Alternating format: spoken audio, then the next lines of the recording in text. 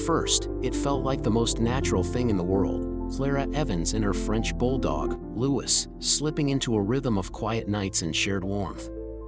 But something lingered beneath the surface of their new home, a whisper of unease she couldn't name. What began as a dream of independence soon twisted into a mystery neither could escape.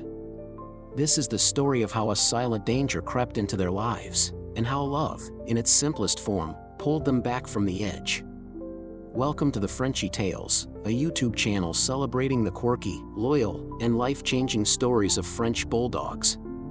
Share and subscribe if you like our content. Clara Evans turned the key in the lock, the faint click echoing through the empty hallway of her new apartment building. The door swung open, revealing a modest space bathed in the soft glow of late afternoon light filtering through wide, uncurtained windows. The wooden floors gleamed with a warm, honeyed hue, and the walls, painted a gentle gray, seemed to hum with possibility. It was hers, her first real home, not a cramped rental shared with roommates who left dishes in the sink or played music too loud at night. After years of saving, of dreaming, she had done it. She should have felt triumphant, proud, maybe even giddy with the thrill of it all. But as she stepped inside, dragging the last of her moving boxes behind her, a strange sensation settled over her like dust on a forgotten shelf. The silence. That was it. For the first time in years, there was no background chatter, no creak of footsteps from someone else's room, no muffled laughter or clatter of pots from a shared kitchen. Just the distant hum of city traffic outside, a low murmur that barely reached her through the thick glass. Clara set the box down with a soft thud, her hands lingering on the cardboard as she straightened up and looked around. The apartment was modern, clean, everything she'd wanted. A small kitchen nook with a gleaming countertop, a living room just big enough for a couch and a coffee table, a bedroom with a view of the skyline. It was perfect. And yet, as she stood there, the stillness pressed against her chest, heavy and unfamiliar. She'd longed for independence, for a space that was hers alone, but she hadn't expected it to feel so empty. That night, she lay in bed, the new mattress still stiff beneath her, staring at the ceiling. Shadows danced faintly across it, cast by the streetlights outside. She'd unpacked just enough to get by, a few clothes, a kettle, a single plate, but the boxes loomed in the corners of her mind as much as they did in the room.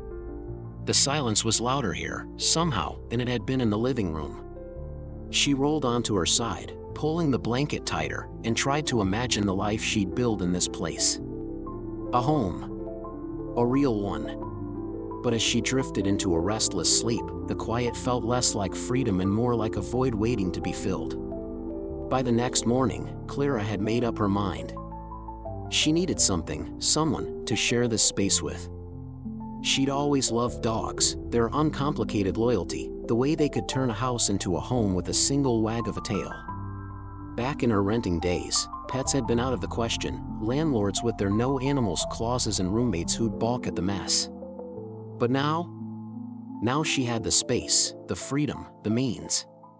She grabbed her keys, her coat, and headed out, the decision settling over her like a warm promise. Pinewood Rescue was a small shelter on the edge of town, a low brick building surrounded by a chain-link fence. The air smelled faintly of wet fur and disinfectant as Clara stepped inside, greeted by a chorus of barks and whines from the kennels lining the walls. A volunteer with a clipboard smiled at her, asking what she was looking for. "Something calm," Clara said, her voice soft but sure. "A friend." The volunteer nodded and led her down the row of eager dogs, terriers bouncing against the bars, a lanky mutt with a lolling tongue, a spaniel pawing at the gate. They were sweet, full of energy, but Clara kept walking, her eyes scanning for something quieter. And then she saw him. In the back of a kennel, away from the chaos, sat a French Bulldog. He wasn't barking or pacing like the others. He just sat there, his compact body still, his round, dark eyes fixed on her with an unreadable calm. His coat was a smooth brindle, a mix of brown and black that caught the light, and his ears stood up like little triangles, twitching slightly as she approached. The tag on the kennel read Louis, 2 years old. Clara knelt down, her knees pressing against the cold concrete floor, and extended a hand. Louis tilted his head, studying her for a moment, then rose slowly and waddled forward. His nose, damp and cool, brushed her fingers, and then he pressed his flat face against her palm, a gentle nudge that sent a ripple of warmth through her. "I'll take him," she said, the words slipping out before she'd even fully thought them through. The volunteer grinned, handing her a leash. "He's a good one. Quiet, but he's got personality once you get to know him." Clara nodded, her heart lifting as Louis sat patiently while she clipped the leash to his collar. On the drive home, he curled up in the passenger seat, his snuffling breaths filling the car with a soft rhythm. She glanced at him, his little body rising and falling, and felt the first real spark of excitement since she'd turned that key the day before.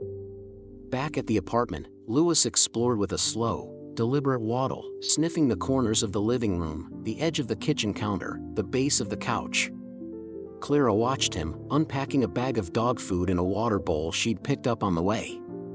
She set up a small bed for him near her bedroom door, a plush circle of gray fabric she'd found at the pet store, and he sniffed it once before flopping onto the couch instead.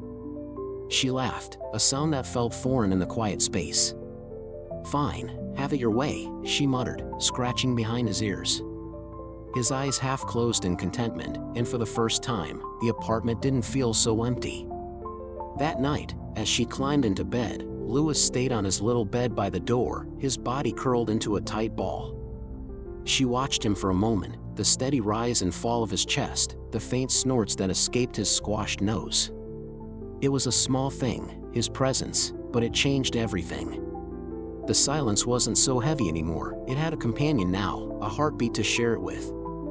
Clara closed her eyes, a faint smile tugging at her lips, and let herself drift off, the warmth of a new beginning settling over her like a blanket.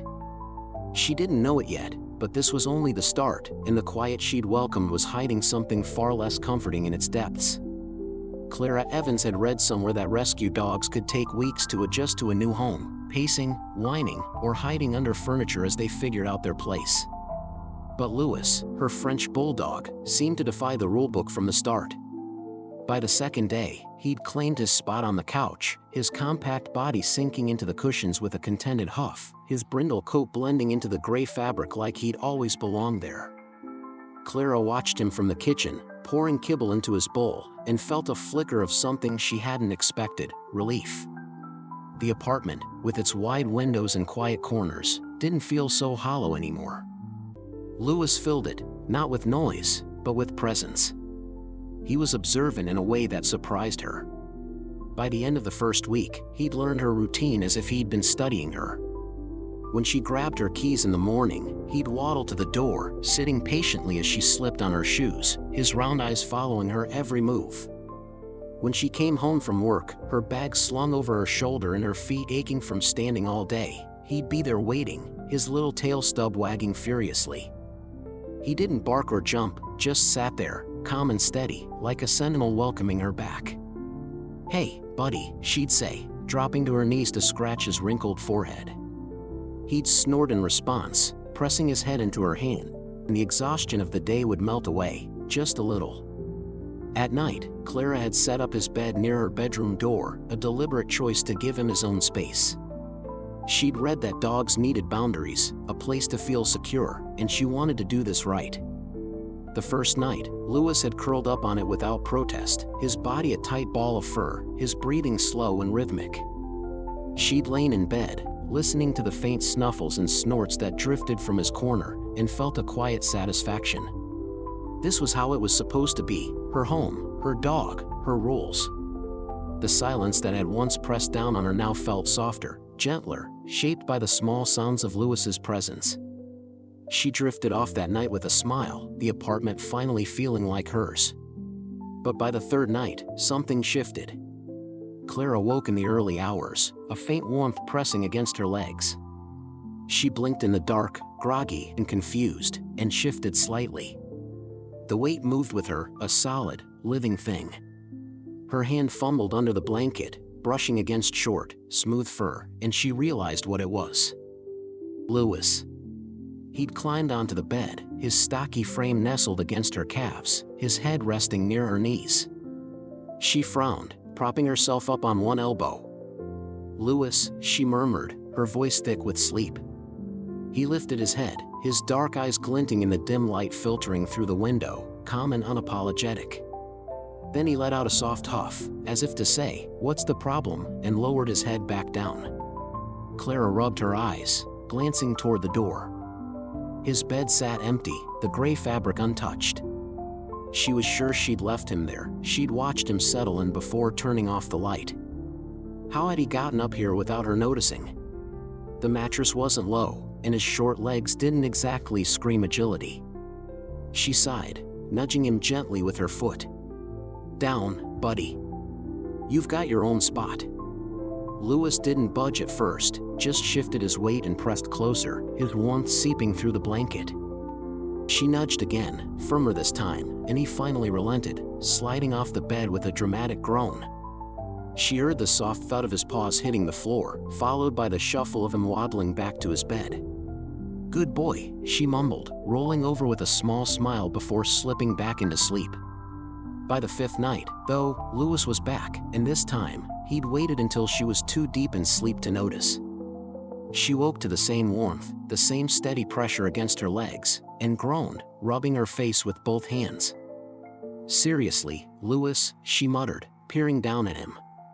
He was sprawled out now, his body stretched across the foot of the bed, one paw dangling over the edge. His eyes flicked open, meeting hers with that same quiet calm, and he let out a long, contented sigh, as if he'd won some unspoken argument. Clara sat up, running a hand through her tangled hair, and stared at him. She should make him get down. She should enforce the rule, dogs on their own beds, humans on theirs. That's what the article said, what the shelter volunteer had suggested. Consistency was key. But then she looked at him, really looked. The way his small, muscular frame fit so naturally against the curve of the mattress, the way his presence made the room feel less vast, less lonely. The apartment didn't echo with silence anymore, it hummed with his soft snores, his little grunts as he shifted in his sleep. She thought about the nights before he'd come, when she'd lain awake staring at the ceiling, the stillness pressing down like a weight she couldn't shake. Now, with Louis here, it was different. Safer, somehow. Warmer. She reached down, brushing her fingers along his back, and he twitched slightly, his tail stub giving a faint wiggle. "Fine," she said, her voice barely above a whisper. "But no hogging the blankets, got it?" Louis didn't move, just let out another huff and settled deeper into the bed, his head resting against her shin. Clara shook her head, a reluctant smile tugging at her lips, and lay back down. The mattress dipped slightly under his weight, a reminder he was there, and as she closed her eyes, she felt the tension in her shoulders ease. Just like that, the habit was formed, a quiet agreement between them, unspoken but understood. Over the next few days, it became their routine. She'd climb into bed, turn off the light, and wait. Sometimes she'd hear the soft patter of his paws right away, other times, he'd bide his time, creeping up only after her breathing slowed. Either way, she'd wait to find him there, curled against her or stretched out like he owned the place. At first, she'd grumble half-heartedly, but she never pushed him off again. It felt too right, his warmth, his steady breaths, the way he made the night less empty. She didn't know it yet, but this closeness, this comfort, was the calm before something darker, something that would soon creep into their lives and change everything. Clara Evans woke to the faint light of dawn creeping through the bedroom window, her body pressed into the mattress as if gravity had doubled overnight. Louis lay at her feet, his compact frame a familiar weight against her legs, his soft snores punctuating the stillness. She blinked slowly, her eyelids heavy, and rubbed her temples where a dull ache had settled, pulsing faintly at the base of her skull. It wasn't unusual, she'd had mornings like this before, groggy starts after too much coffee or a restless night. She shifted, nudging Louis gently with her foot. "Move, buddy," she mumbled, her voice thick with sleep. He stirred, letting out a low grunt, and rolled onto his side, his brindle coat catching the light. Clara forced herself upright, the room tilting slightly before steadying, and swung her legs over the edge of the bed. She told herself it was nothing. Just the usual morning fog, the kind that a strong cup of tea could chase away. She shuffled to the kitchen, Louis trailing behind with his slow, waddling gait, and set the kettle on. As the water hissed to a boil, she leaned against the counter, her hands braced on the cool surface, and tried to shake the sluggishness clinging to her limbs. It didn't work. By the time she sat down with her mug, the steam curling upward, she felt no lighter, just a little more awake, a little more aware of the heaviness in her bones. Louis flopped onto the floor beside her, his head resting on her foot, and she reached down to scratch his ears. "Rough start for both of us, huh?" she said, half smiling. He snorted in response, his eyes half closed, and she figured it was just one of those days. But it wasn't just one day. As the weeks slipped by, the grogginess didn't fade, it deepened. Mornings became a battle, each one harder than the last. She'd wake with Louis curled against her, his warmth a constant she'd come to rely on, but the comfort of it was overshadowed by the way her body betrayed her. Her arms felt like lead as she reached for her alarm, her legs unsteady as she stood. The headaches grew more persistent, a low thrum that lingered through the day, and by midday, a wave of exhaustion would hit, forcing her to grip her desk at work just to stay upright. She'd blink hard, willing her vision to focus, her mind to sharpen, but it was like wading through mud. Her boss noticed it during a team meeting, his voice cutting through her haze. "Clara, you okay? You look wiped." She forced a smile, brushing it off.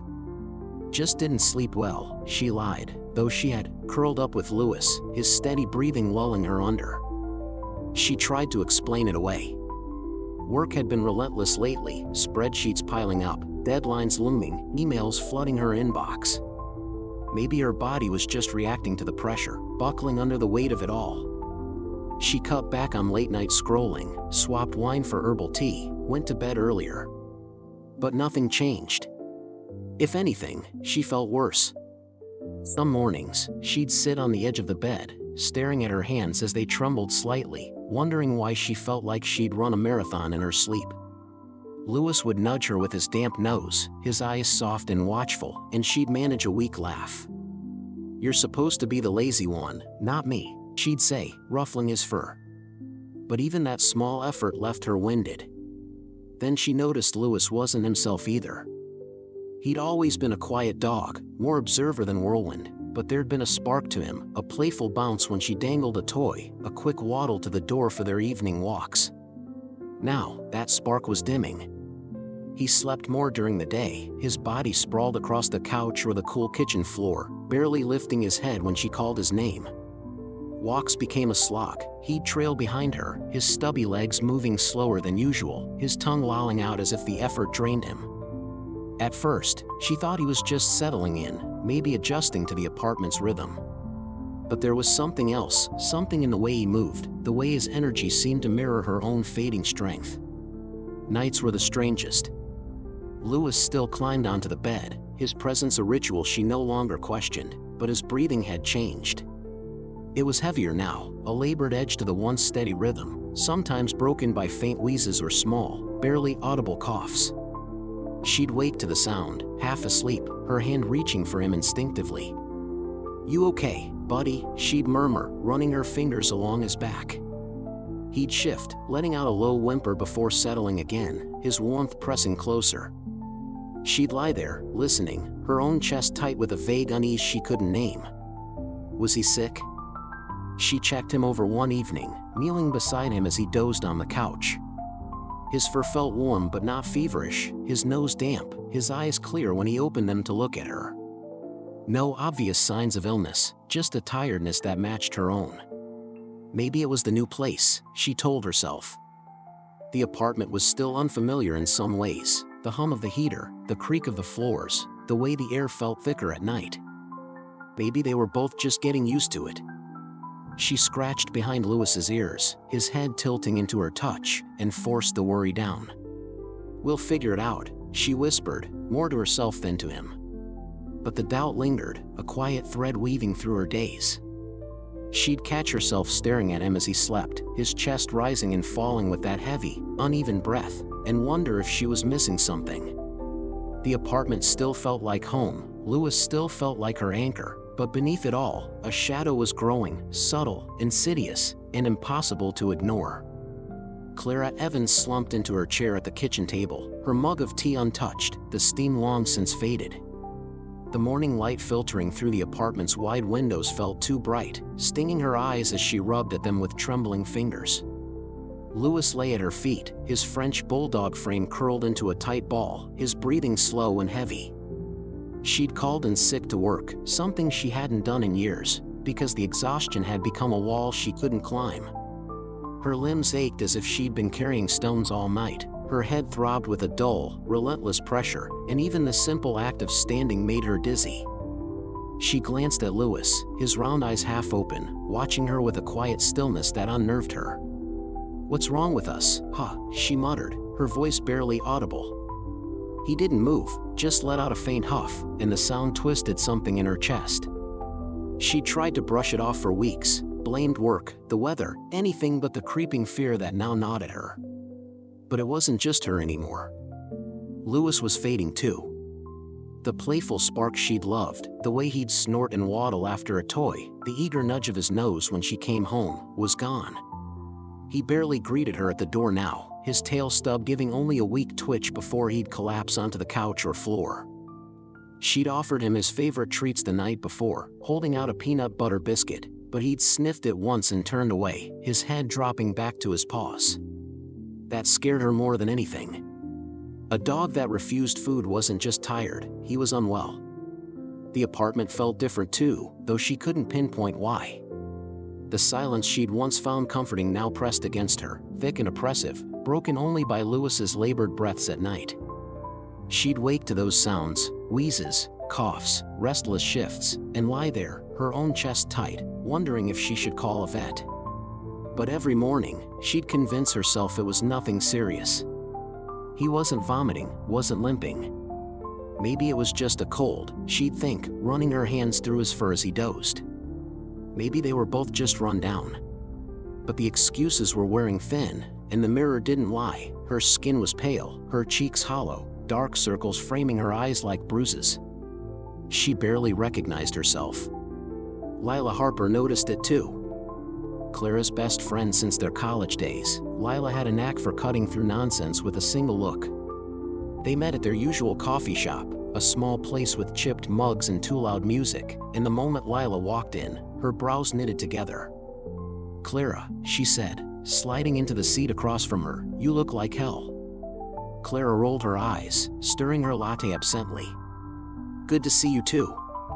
But Lila didn't smile. She leaned forward, her coffee untouched, her voice low and firm.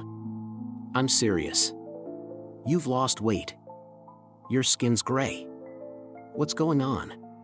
Clara shrugged, the motion sluggish. "Just tired. Work's been a lot." Lila's eyes narrowed. "Bull. You've got bags under your eyes like you haven't slept in a month, but you told me last week you've been crashing early. And didn't you say Louis has been off too?" Clara hesitated, her spoon clinking against the mug. "Yeah, he's been sluggish. Sleeping more, breathing funny at night. I don't know, maybe he's just adjusting." Lila set her cup down with a thud, the sound sharp in the hum of the cafe. "Clara, that's not normal. You're both falling apart at the same time, and you don't think that's weird?" Clara's stomach twisted, a flicker of unease sparking to life. She hadn't put it together like that, not fully. Sure, she'd noticed Louis's decline, felt her own body crumbling, but she'd chalked it up to coincidence. Dogs got tired. People got stressed. Right? But Lila's words hung in the air, heavy and undeniable. "You need to see a doctor," Lila pressed, her voice softer now but no less urgent. "And get Louis checked. This isn't just stress." Clara wanted to argue, to brush it off like she'd been doing for weeks.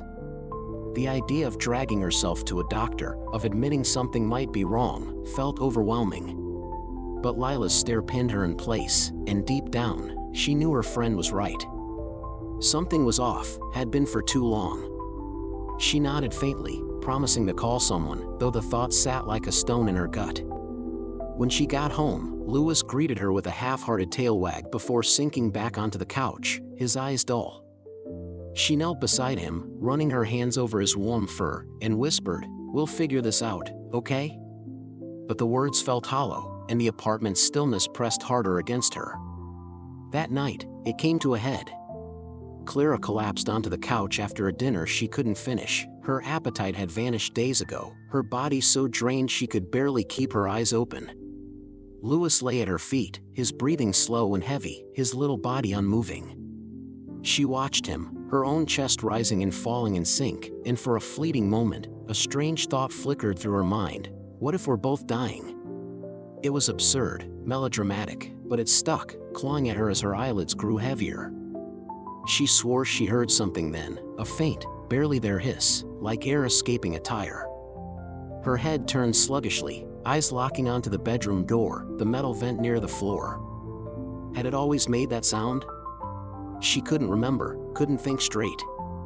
Her vision blurred, her limbs tingled, and as she sank into the couch, the last thing she registered was that hiss, soft, persistent, and wrong. Darkness swallowed her, and with it, a single, echoing thought: something's here with us. Clara Evans woke to the sharp trill of her phone, the sound slicing through the fog that had swallowed her on the couch. She blinked, her head pounding, her body heavy as if pinned by invisible hands.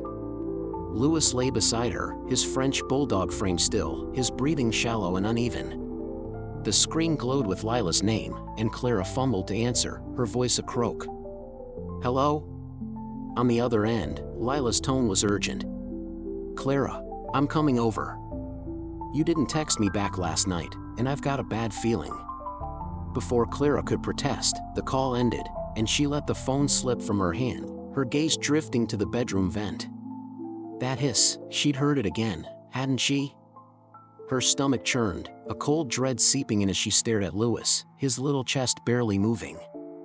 Lila arrived within the hour, letting herself in with the spare key Clara had given her months ago.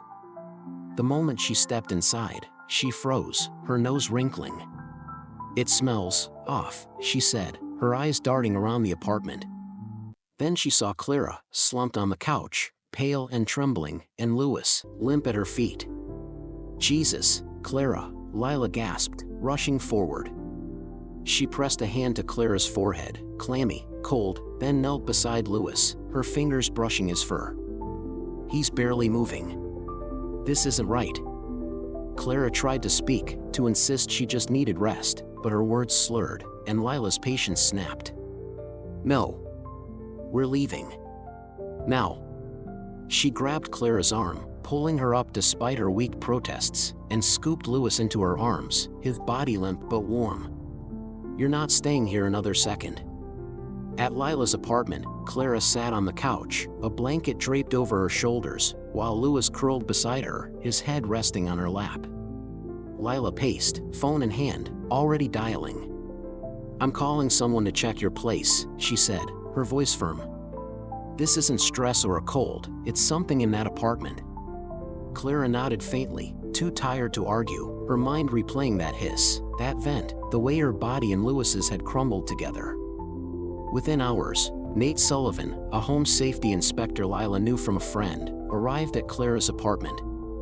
Clara stayed at Lila's, but Nate called her after his inspection, his voice steady but serious.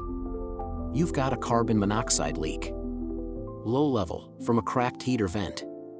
It's been building up over time, not enough to kill you outright, but enough to make you and your dog sick."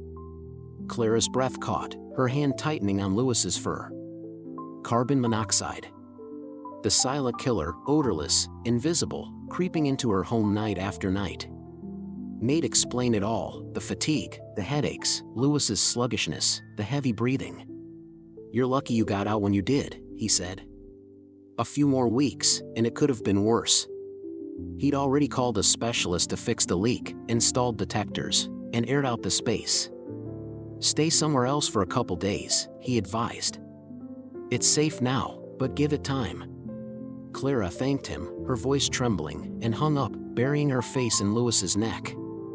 He stirred, licking her cheek with a weak but eager nudge, and she felt tears prick her eyes.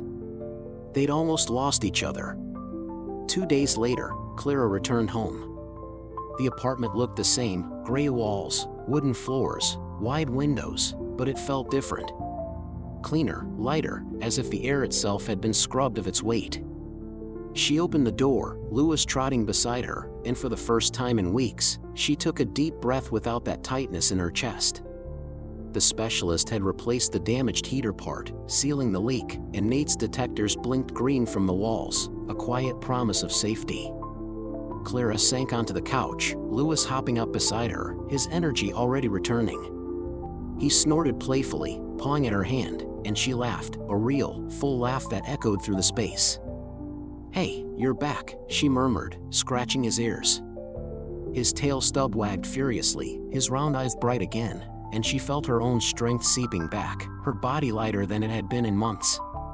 That night, as she climbed into bed, Louis followed, curling against her legs as always. She didn't mind, couldn't imagine sleeping without him now. She reached down, running her fingers over his brindle coat, and whispered, "You saved me, you know that?" He didn't understand, of course, but he sighed contentedly, stretching out further, claiming his half of the bed. Clara smiled, glancing at the detector near the door, its green light steady and reassuring. She closed her eyes, the room warm and quiet, and for the first time in weeks, she drifted into a deep, peaceful sleep, no heaviness, no haze, just rest. The next morning, Clara woke refreshed, the fog gone, her mind clear. She stretched, marveling at the simple absence of exhaustion, and looked at Louis, who was already awake, bouncing at the foot of the bed with a playful huff. "Morning, buddy," she said, grinning as he trotted to the door, eager for their walk. She grabbed his leash, and they headed to the park, where he waddled after squirrels, his snorts filling the air with life. Watching him, Clara felt a lump in her throat. If he hadn't slowed down, if he hadn't wheezed at night, if he hadn't been her shadow through it all, would she have noticed? Would she have kept breathing that poison until it was too late? Later, sitting on the floor with Louis sprawled beside her, a ball clutched in his jaws, she wrapped her arms around him. "Thank you," she whispered, her voice thick. He leaned into her, his warmth steady against her side, and she knew she'd never take him for granted again. This little dog, quiet, stubborn, loyal, had been her lifeline. The apartment was hers, yes, but it was Louis who made it home. As the sun set, casting golden light through the windows, Clara felt a peace she hadn't known she'd lost. They were safe. They were together. And that was enough.